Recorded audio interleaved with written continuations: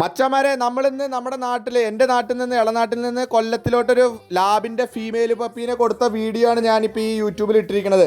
അപ്പോൾ ഇതേപോലെ നിങ്ങൾക്കും പപ്പീസിനെയൊക്കെ വേണമെന്നുണ്ടെങ്കിൽ നമ്മുടെ ചാനൽ സബ്സ്ക്രൈബ് ചെയ്യുക, ലൈക്ക് ചെയ്യുക, ഷെയർ ചെയ്യുക, എന്നിട്ട് പെട്ടെന്ന് നമ്മുടെ കമൻറ്റ് ബോക്സിൽ കാണുന്ന നമ്പറിലോട്ട് വിളിക്കുക.